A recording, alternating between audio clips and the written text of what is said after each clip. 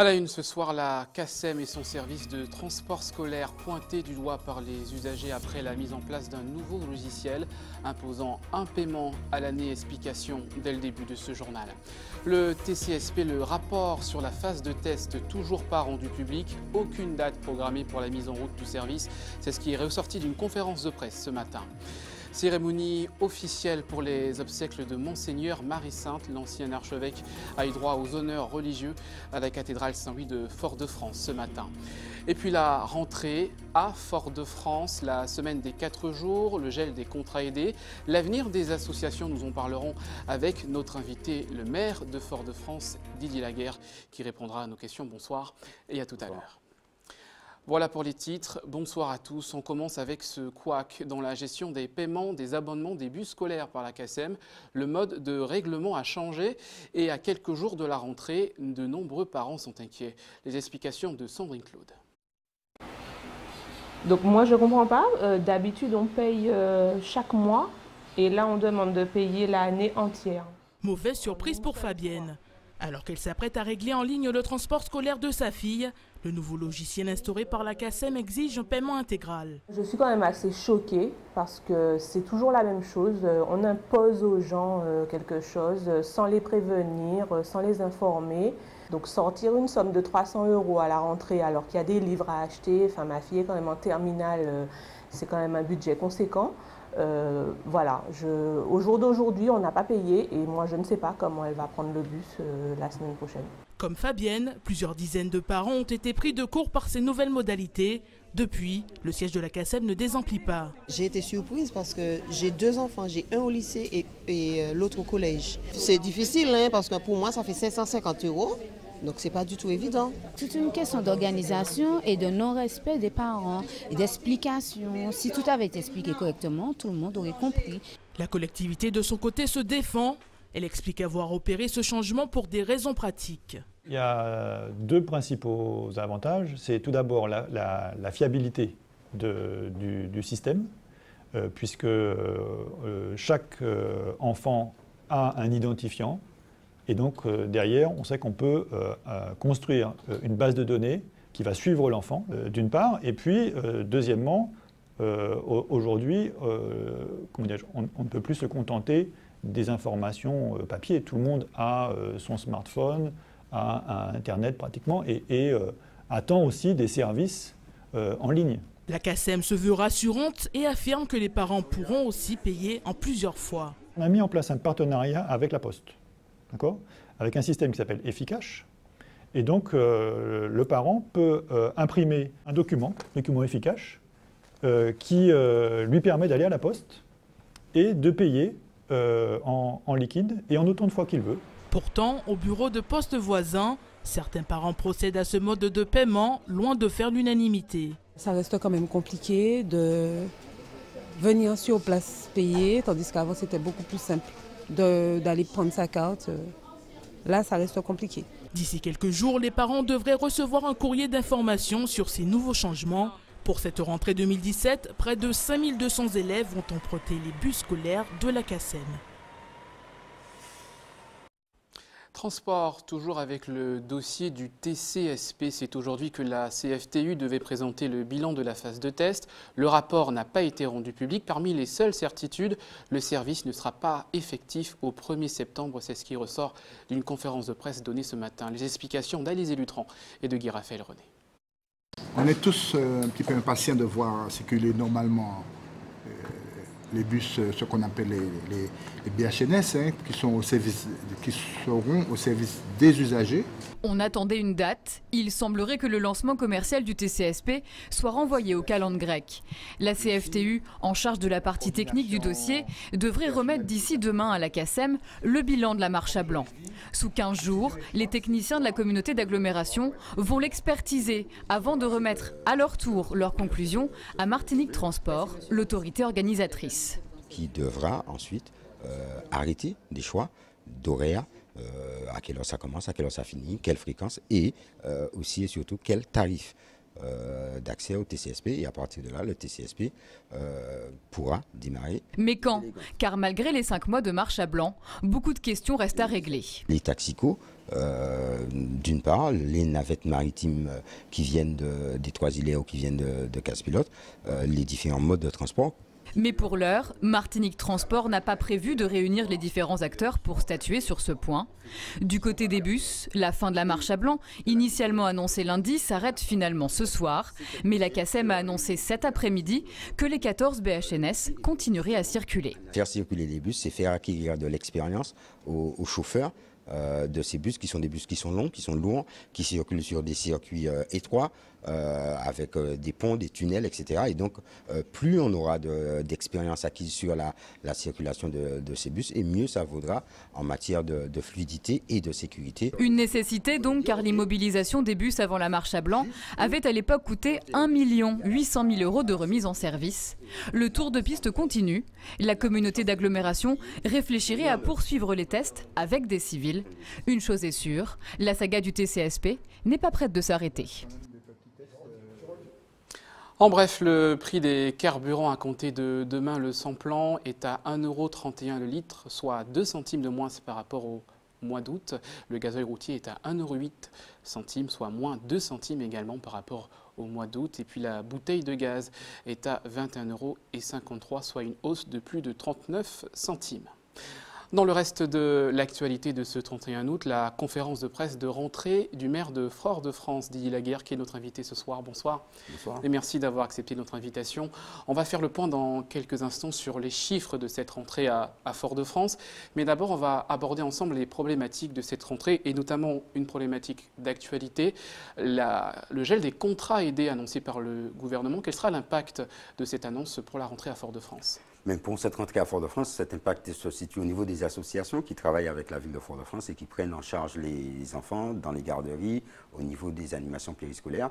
Et donc nous sommes organisés pour pouvoir éventuellement faire face à un déficit d'animateurs, mais il est clair que ce gel des contrats aidés est une problématique pour l'organisation de la rentrée et au-delà pour l'organisation de la prise en charge de l'insertion en Martinique et des associations sportives, culturelles, des associations d'insertion qui, du jour au lendemain, risquent de se retrouver en grande difficulté financière, en incapacité d'accompagner les jeunes et les moins jeunes, et aussi de jouer le rôle de cohésion sociale dans la société martiniquaise. Alors on entend en Outre-mer et même en France hexagonale des maires qui disent que la rentrée va tout simplement être décalée. Est-ce que ça sera le cas à Fort-de-France? Non, il n'est pas prévu que ce soit le cas à Fort-de-France.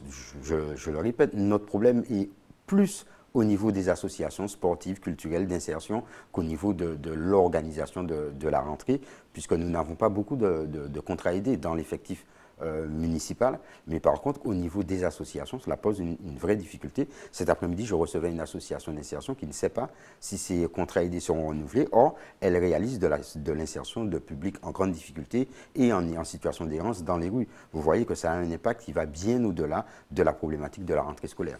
Alors, avec les associations, autre problématique particulière, c'est ce retour à la semaine des 4 jours. On sait que Fort-de-France et les associations foyalaises s'était mis en place pour assurer la semaine des 5 jours. Avec ce retour en arrière, quelles conséquences? Est-ce qu'il y a aussi des associations qui vont devoir réduire leur budget? La semaine des 4 jours entraîne comme conséquence la suppression des activités périscolaires. Les instructions que j'ai données au service de la ville, c'est de faire en sorte que les animateurs qui intervenaient dans les activités périscolaires interviennent dans les activités portées par la ville de Fort-de-France par le biais d'associations, de façon à maintenir un volant d'activité pour ces animateurs qui leur permettent de conserver leur niveau de rémunération et leur niveau d'activité. C'est un exercice qui est compliqué, difficile, délicat, qui prend un peu de temps, mais c'est notre volonté de faire en sorte que le retour à la semaine des 4 jours ne soit pas destructeur pour les animateurs qui interviennent et qui intervenaient dans les activités, dans l'étape, comme on les appelle habituellement. Cela n'aura pas de conséquences sur les finances de la commune. On sait que le gouvernement avait permis à quelques mairies de garder cette enveloppe qui était dédiée justement dans le cadre des activités périscolaires. Est-ce que c'est le cas pour Fort-de-France? Nous n'avons pas eu d'informations à ce niveau. Il est clair que de toute façon, la mise en place de la semaine des 5 jours et des activités périscolaires d'étape avait une conséquence sur le budget de la ville de Fort-de-France. Malgré l'accompagnement du gouvernement et de la CAF, ça coûtait à la ville de Fort-de-France autour de entre 400 et 600 000 euros par an en fonction des années. Et donc ça a un impact important et significatif sur le budget de la ville. Et donc aujourd'hui, nous voyons comment, avec ce retour à la semaine des 4 jours, comment à la fois gérer le budget communal, mais en même temps permettre aux animateurs de conserver un niveau d'activité qui soit satisfaisant et qui leur permette de conserver leur rémunération. Alors on va maintenant revenir sur les chiffres de cette rentrée qui étaient présentés ce matin lors de votre conférence de presse. C'est près de plus de 7200 élèves qui vont regagner les cours depuis lundi matin. On voit ces chiffres avec Alizé Lutran et Guy Raphaël René. 7250, c'est le nombre d'enfants inscrits pour la rentrée à Fort-de-France. Malgré la baisse cette année encore du nombre d'enfants scolarisés, aucune école ne ferme ses portes, à l'exception de la crèche de la Pointe des Nègres, pour des raisons de sécurité. Lundi prochain, les élèves feront leur entrée dans les 52 écoles et les 9 crèches de la ville. 300 agents seront mobilisés pour les accueillir. Pour la restauration scolaire, la cuisine centrale distribuera 7500 repas par jour à Fort-de-France, mais aussi nouveauté cette année à Casse-Pilote. Certains bâtiments reprennent des couleurs. Plus d'1 million d'euros ont été dédiés à la rénovation des établissements, dont 30 000 euros pour des travaux d'accessibilité aux personnes à mobilité réduite. L'un des changements majeurs de cette rentrée, c'est le retour à la semaine de 4 jours. Les élèves de primaire seront donc pris en charge les lundis, mardis, jeudis et vendredis de 8h à 11h30 et de 14h à 16h. En crèche, l'accueil se fera de 6h40 à 17h50. Fini également les temps d'activité périscolaire, remplacés dès la rentrée par les nouvelles activités périscolaires à l'initiative de la municipalité. Cette année, la ville compte poursuivre ses grands projets, l'instauration du tout numérique à l'école et la lutte, dès le plus jeune âge, contre l'obésité et le gaspillage alimentaire. Donc voilà pour la rentrée à Fort-de-France en quelques chiffres expliqués par Alizé Lutran et Guy Raphaël René. Monsieur le maire, on le voit, les projets de la mairie sont quand même assez conséquents dans un contexte quand même budgétaire assez réduit, baisse de dotation de l'État et notamment des financements en moins globalement. Où est-ce que vous allez trouver l'argent pour réaliser tout ce que vous avez promis? Vous savez, l'éducation est pour nous et pour moi une priorité importante. Il n'est pas question, je ne vois pas comment on peut développer une société, comment on peut permettre à une jeunesse de se projeter dans l'avenir sans éducation. Donc nous faisons des priorités dans notre budget. C'est autour de 20 millions d'euros en total qui sont investis dans les politiques éducatives de la ville de Fort-de-France. C'était le cas l'année dernière et ce sera encore le cas cette année. Nous réduisons sur d'autres politiques publiques pour faire en sorte que l'éducation, la culture restent des piliers, des priorités dans les politiques publiques mises en œuvre à Fort-de-France parce que, je le répète, ce sont des éléments constitutifs d'une société et c'est préparer la société de demain.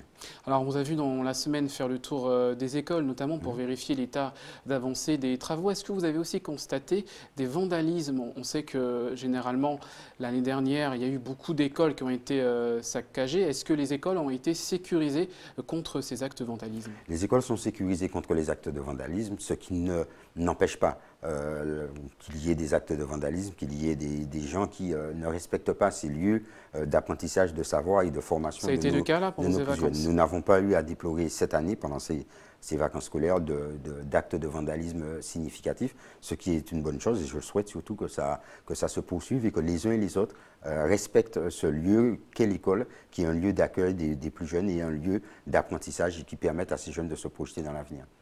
On va aborder une dernière question, cela concerne la cantine. Aujourd'hui, la cantine de Fort-de-France va fournir des repas, notamment pour la mairie de Casse-Pilote. Quel est l'arrangement financier derrière, s'il y en a? L'arrangement financier est simple. Les repas sont vendus à la cantine, à la mairie, à la collectivité de Casse-Pilote, qui a vu s'arrêter son prestataire privé et donc qui a demandé à la ville de pouvoir, par convention, fournir des repas aux 250 élèves à peu près de Casse-Pilote pendant une durée d'1 mois, le temps qu'ils préparent leur marché, leur permettant d'avoir un nouveau prestataire privé qui pourrait aussi très bien être une collectivité et la ville de Fort-de-France. Cela arrange la ville de Fort-de-France, entre guillemets? Oui, ça nous arrange parce que ça permet de produire davantage de repas et d'optimiser notre production, mais c'est une activité que nous avons déjà, puisque nous livrons des repas, par exemple, à la MEP et à l'école de la maîtrise, qui sont 2 établissements privés qui s'approvisionnent au niveau de la collectivité municipale. Merci beaucoup Didier Laguerre, maire de Fort-de-France, pour ce point complet sur la rentrée 2017 dans la ville capitale de Martinique. On poursuit ce journal hier soir au moment où nous vous annoncions l'arrestation de 2 individus dans l'affaire des braquages. Une nouvelle agression avec arme a eu lieu cette fois-ci. C'est un commerce de Rivière-Pilote qui a été visé. Le malfaiteur cagoulé aurait agi avec un sabre et l'aurait dérobé 400 €. Un nouveau fait de violence en Martinique qui exaspère la population. Écoutez ces réactions recueillies par Sandrine Claude. On a peur quand même. Comment on va réagir si c'est nous, qu'est-ce qu'on va faire? On ne sait pas. Et ça peut être que c'est nous qui passons ou eux. Et devant la justice, c'est peut-être encore nous, on attend. On va dire que c'est la vie, hein. Ça se passe pas autour. Alors je pense que c'est pas vraiment. C'est inquiétant, mais c'est inquiétant parce que au coup de là, je pense que c'est un petit gars de Rivière-Pilote, je pense.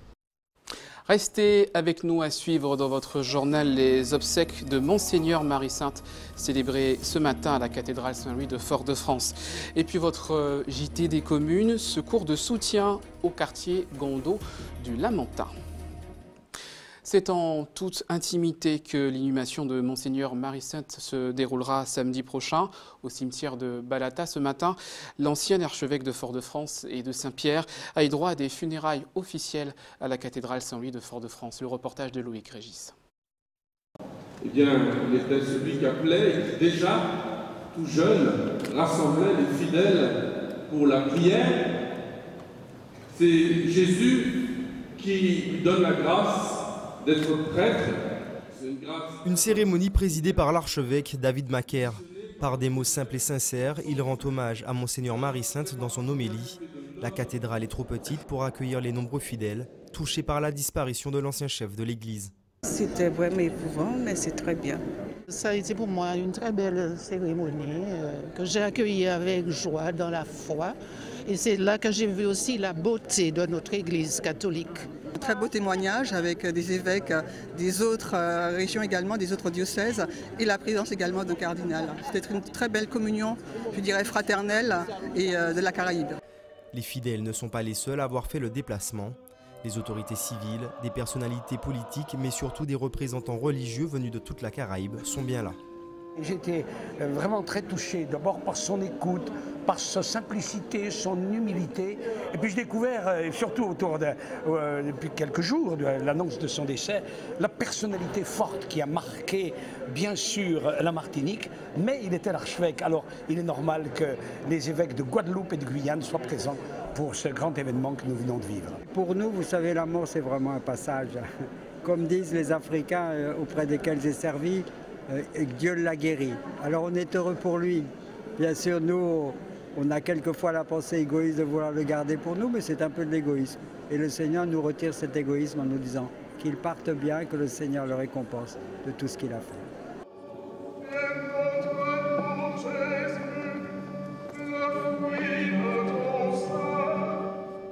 Après 35 années d'épiscopat, Maurice Marie-Sainte laisse une trace indélébile en Martinique. Son implication de tous les instants est encore saluée ce matin.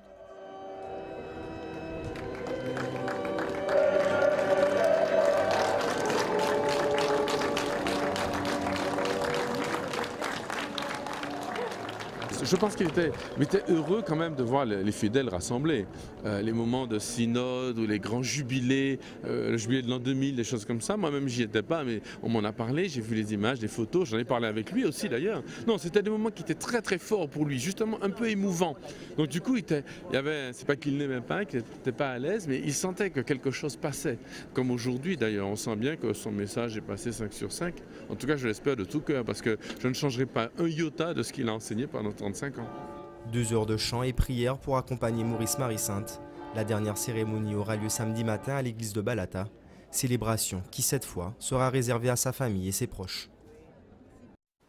Et hier soir, son corps était exposé pour permettre à tous ceux qui l'ont connu et aimé de lui dire au revoir au-delà de ses amis et de la communauté religieuse. Il y avait Monsieur Tout-le-Monde à la cathédrale Saint-Louis de Fort-de-France, dont l'action de l'homme de l'Église a transcendé les frontières de la spiritualité. Écoutez ces quelques réactions recueillies par Loïc Régis. J'ai un bon souvenir de lui, notamment lors du Jubilé 2000. où il y avait un grand rassemblement au stade de Dillon. Et je me rappelle une parole qu'il m'a dite, qu'il porte énormément les jeunes dans son cœur. Donc je pense que c'est très important pour moi d'être ce soir ici présent, parce que c'est un évêque qui était simple, c'était un homme de foi en fait. C'est un moment qui est très fort pour nous, surtout au niveau du renouveau charismatique, parce que lorsque le renouveau a débarqué en Martinique dans les années 75, eh bien c'est Monseigneur Marie-Sainte qui nous a accueillis les bras ouverts, évidemment. Il nous a ouvert la porte. C'est un courant qui traverse l'Église, hein, et c'était quelque chose de nouveau à l'époque.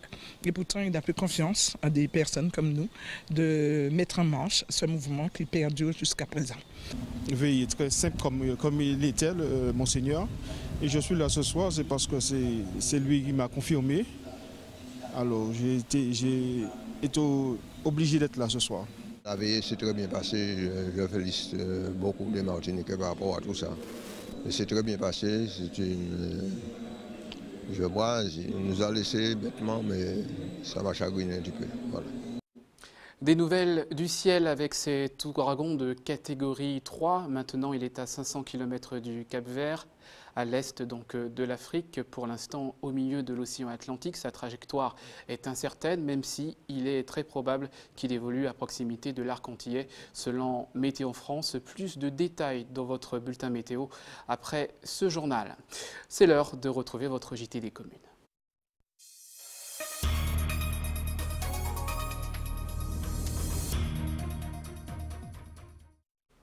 Pour eux, les vacances ont été studieuses. Depuis le 3 août, un groupe d'élèves suit assidûment des cours de soutien et de préparation à la rentrée au quartier Gondo au Lamentin. Une action mise en place en collaboration avec la mairie et quelques associations. Le reportage de Camille Michel et de Michel François. Tu es au 16e sous-sol et tu descends encore de 10. Donc tu tournes. Donc ça fait moins. Après 2 mois de vacances, pas toujours évident de se remettre dans le bain. Maths, français, anglais, les matières principales sont au menu. Mallory aborde sa terminale et cette session de révision n'est pas superflue. Quand j'ai pas compris quelque chose, ça m'aide à me comprendre en cours et voilà. Et aussi ça m'aide à approfondir ce que j'ai étudié en cours. De la terminale à la maternelle, ces ateliers accueillent des jeunes de tout niveau avec des activités adaptées. Dans le coin des primaires, on ne chôme pas non plus, mais c'est pour la bonne cause. À la rentrée, je n'aurai pas de problème parce que, en fait, je révise tout maintenant et c'est ce qui va faire que je n'aurai pas de problème pour travailler et j'aurai des bonnes notes. Et si l'ambiance paraît si studieuse, c'est que ces élèves se côtoient en fait toute l'année après les cours. Les révisions d'août font partie d'un dispositif global de soutien scolaire animé par 2 associations. À l'origine, nous sommes une association de parents et nous avons mis en place des ateliers pour la réussite scolaire de nos enfants et pour l'aménagement du temps libre. Ça fait 4 ans qu'on suit nos propres enfants d'abord et ensuite les enfants du quartier se sont ajoutés au petit groupe que nous avions déjà. Ce genre d'activité-là, ça permet d'avoir un accompagnement personnalisé, peut-être que les élèves n'ont pas forcément à l'école. Donc forcément, ça les aide encore plus. Souvent, on intervient aussi dans les établissements.